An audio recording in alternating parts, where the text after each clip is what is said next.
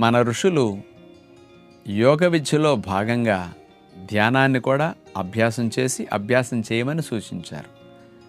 కొంతమంది ఒక ధ్యానం మాత్రమే చేస్తుంటారు, కొంతమంది ఒక యోగా మాత్రమే చేస్తుంటారు, కొంతమంది మాత్రం ఈ రెండుటిని ప్రతిరోజు అభ్యాసం చేస్తుంటారు. ఈ ధ్యానం మాత్రమే చేసేవారికి మాకింకా ధ్యానమే సర్వస్వం, ఇంకా యోగా ఎందుకు, యోగాసనాలు ఎందుకు, ప్రాణాయామం ఎందుకని దీన్ని నెగ్లెక్ట్ చేస్తూ ఉంటారు. కొంతమందికి ఆసనాలు ప్రాణాయామం చేసి మాకు బాగుంది కదా ఇంకెందుకు మేము ధ్యానం చేయాలి అంటుంటారు. ధ్యానం యొక్క లాభాలు వేరు, యోగ విద్యాభ్యాసం చేస్తే కలిగే లాభాలు వేరు. ఈ రెండుటిని కలిపి చేస్తే మనిషికి శారీరక మానసిక ఆరోగ్యాలు చేకూరటానికి మంచి అవకాశం కలుగుతుంది. అందుకని ఇవన్నీ కలిపి అభ్యాసం చేయాలని మన ఋషులు యమ నియమాలన్నీ కూడా ఇట్లాంటి వాటిలో పెట్టారనమాట. యమ నియమాల్లో ఆసనాలు, ప్రాణాయామం, ఆహార నియమాలు, ధ్యానము, యోగము, సమాధి ఇట్లాంటివన్నీ అందించటం జరిగిందనమాట.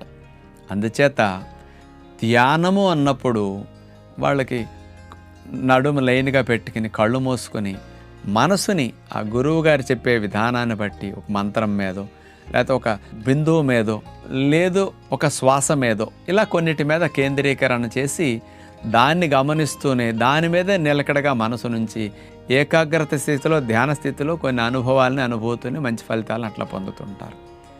అలా మీరు గనక కదలకుండా కూర్చుని ధ్యాన స్థితిలో ఉంటే అది ధ్యానము.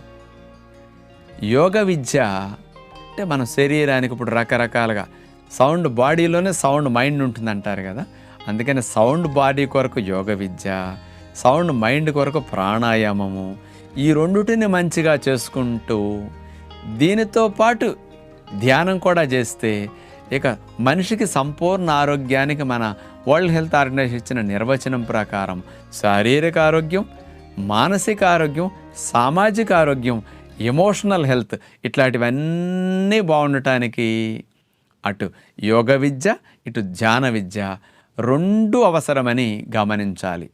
అంటే ఇది గొప్పది అది తక్కువ అనేది అనుకుంటే చాలా పొరపాటు పడినట్లే.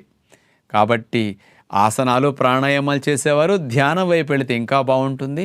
ధ్యానం చేసేవారు మీరు ఫిజికల్గా బాడీ ఎక్కువ కాలం మీకు సపోర్ట్ చేయాలంటే యోగ విద్య కూడా వీళ్ళకి అవసరమని విజ్ఞప్తి చేస్తూ నమస్కారం.